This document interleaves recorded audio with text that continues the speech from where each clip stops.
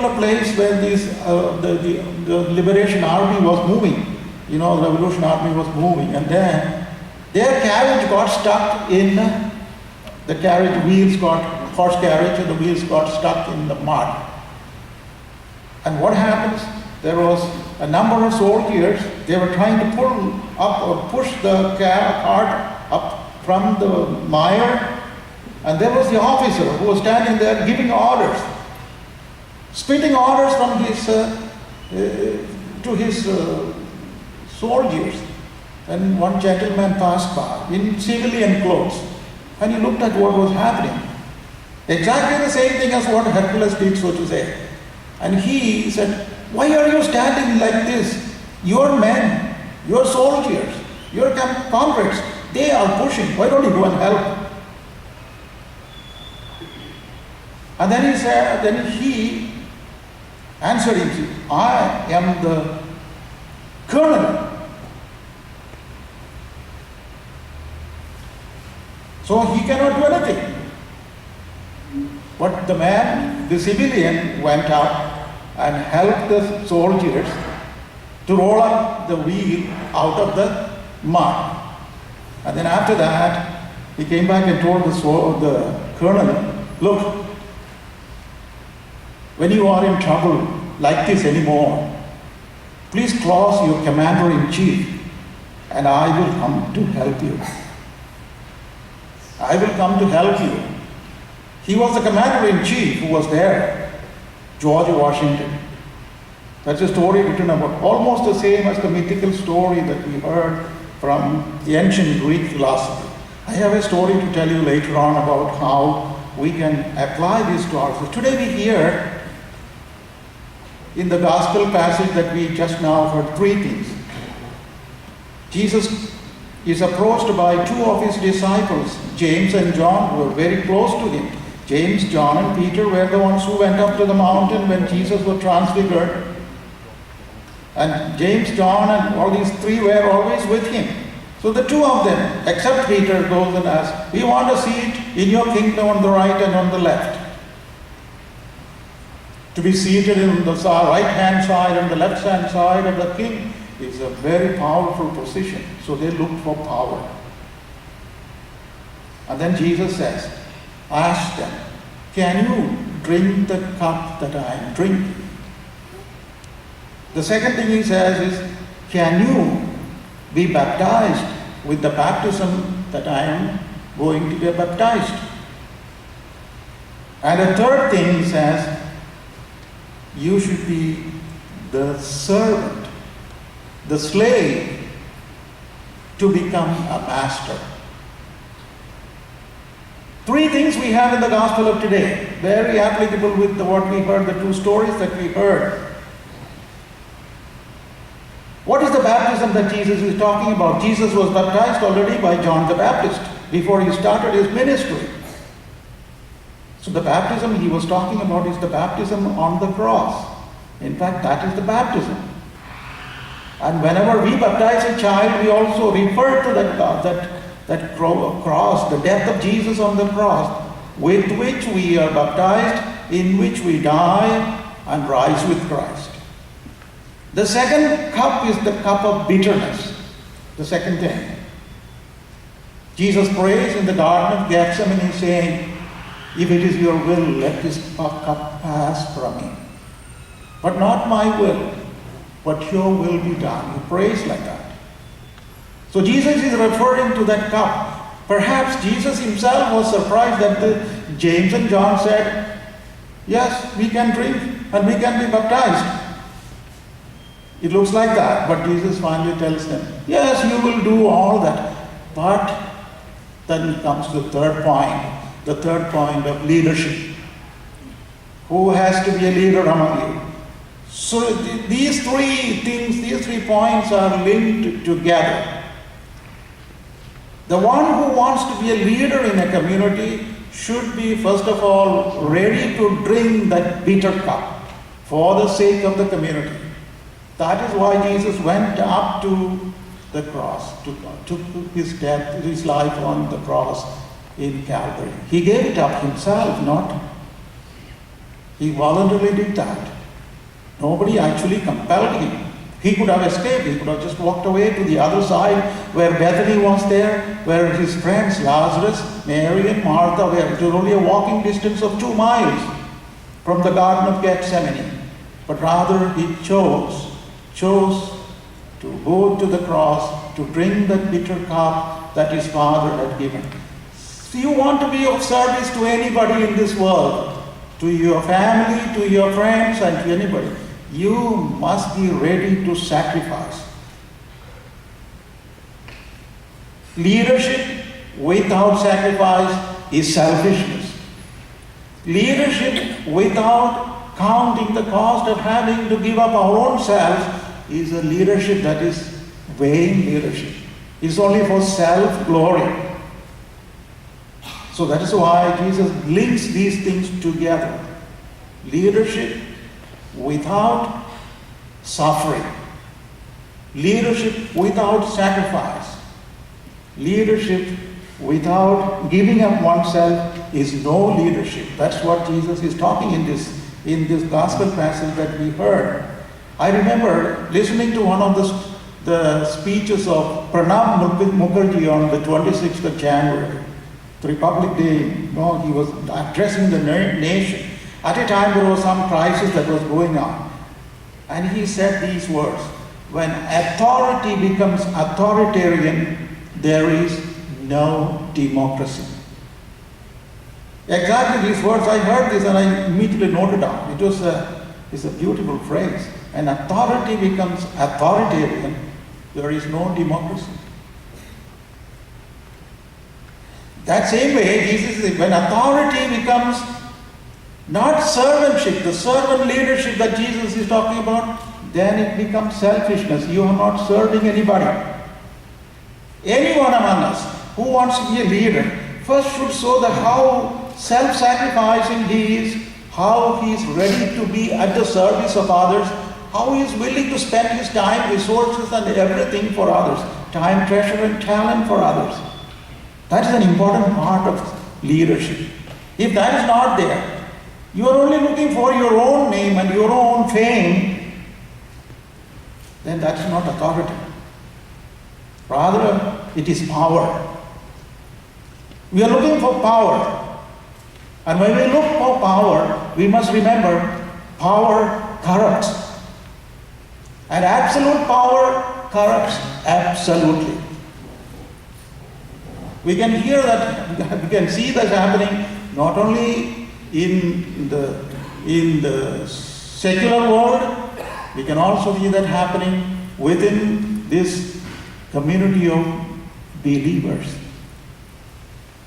When someone in authority becomes too authoritarian, there is no more spirituality there. There is selfishness. When someone becomes more authoritarian about the power, the office that he is holding, he declines. He loses his spirituality. He is all about himself, his glory, his power, his name and his fame. When that happens, my brothers and sisters, we are not Christians anymore. Jesus has set us an example of servant leadership. So that is what, and remember what Pope Francis these days, one of these days, he said about all this trouble that was going on. He said, stop treating cardinals and bishops as royalty. Rather, treat them as servants of the church. The Holy Father himself is called servant of the servants. That's the title with which he normally addresses, the Pope addresses himself, servant of the servants. And that's coming from here. How are we doing this? The Holy Father sometimes says, the shepherds should smell the sheep. That's one of the famous sayings of this present Pope Francis. The shepherds should smell the sheep. What does it mean? If you are a servant, a leader, rather, if you simply call yourself a leader, then you should be one among those whom you are leading. What is those two stories in the beginning tell you? Hercules was ready to jump out and then help that horse, that animal, as well as the owner of the cart. One side he took, the other side Hercules took. And the cart came out of the mud, of the mess that it was in.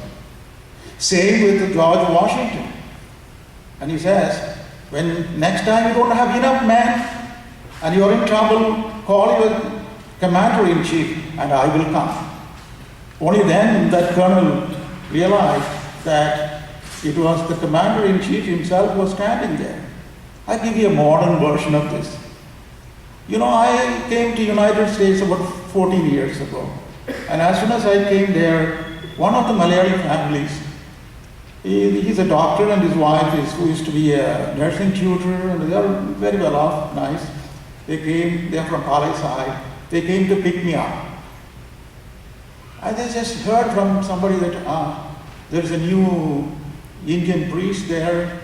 It's worth going and meeting because some of his doctor's customers told him that we have a new priest from India, so you can go and meet him and all that kind of things. So he came. They came and took me to their home, and from that time on, I'm a good friend of their family. I go and stay there and all that. Now, they made good money. They have a good house. They have two children. Both are doctors now. And the doctor is still working, while the wife is retired. I mean, she voluntarily took the retirement because both of them working together, whatever she earns will have to be paid as tax. That's one selfish motive with which probably she retired. So she's at home most of the time helping. They are in their 70s, almost coming to 70s. And I was there last week or 2 weeks ago, I think, with them. And one of the things she told me, this wife who is most of the time at home, looking after the chores of the family and all that kind of thing, she said, Father, all these people are blaming me that I am, kind of slave to this one, to my husband. You should not be allowing that. I was just struck by what she was telling me. You should not be allowing that. You should have your own life. You should have your own independent social life.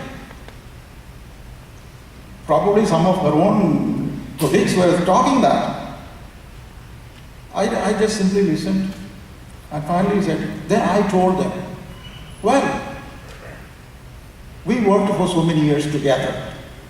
Both of us went for work and I retired. Now I am at home.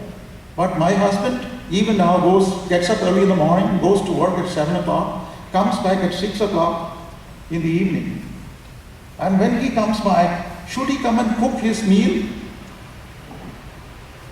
I asked him, she said, should he come back and cook his meal?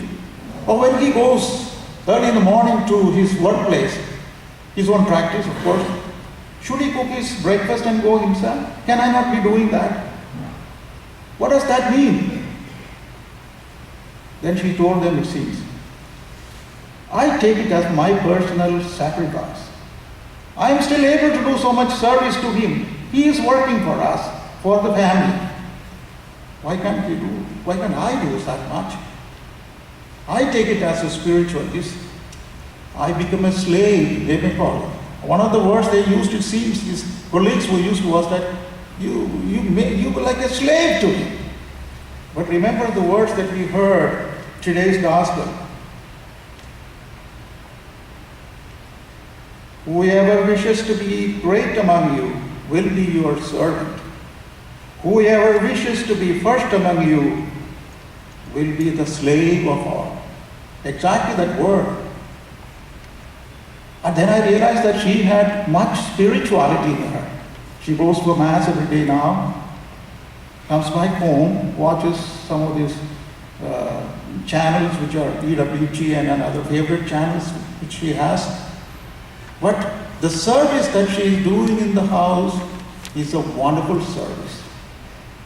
In the name of Jesus, the call to serve, to be leader as a leader, servant leader is not far away.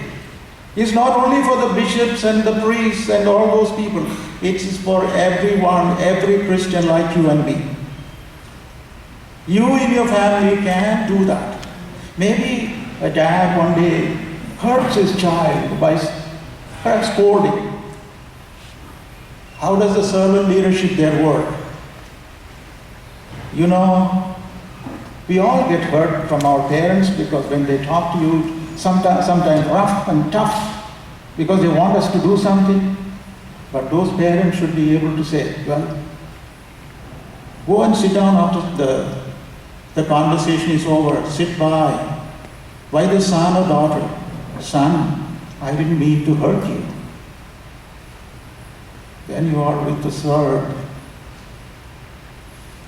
Your daughter or your son becomes the one whom you are serving.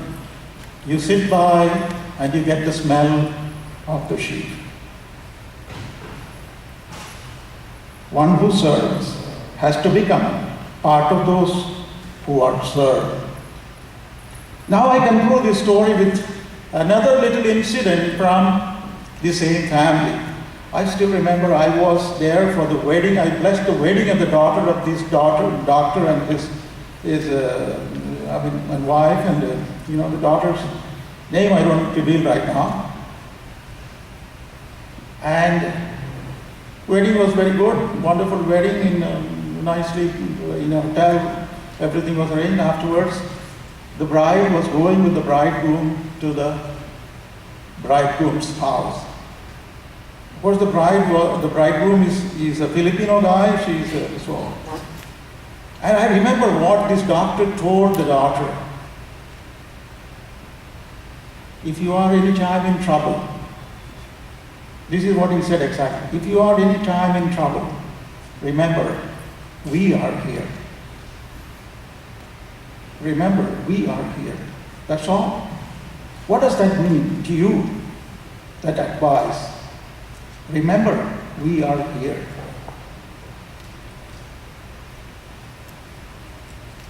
It meant a lot for me. When I heard those words, it meant a lot for me. What does it mean to me? It meant we have a lot of money. We have a lot of wealth here. $1 million house here. That's not important. We are here for you. Can you, parents here, say that to your children? Remember, we are here. That is what servant leadership is. My brothers and sisters, the wonderful experience today, you as a community get together here. You have one identity. Even in that identity, the one who spends his time, talent and treasure for the others has to become the leader. Or whoever wants to become a leader must be like this, what Jesus said, a leader who is with others, serving others, spending his time, talent and treasure for others. That is true Christian leadership. Let's today acknowledge this, that Jesus is teaching us today. In your community, when you become one in mind and heart because of these kind of people who are serving you among yourselves, you must acknowledge that. And you must honor them too. That doesn't mean that big regalia is necessary. That what Pope Francis said, not the royalty of the leadership, but the servantship of the leadership. That is what we are called to do. Let's be true Christians like Jesus.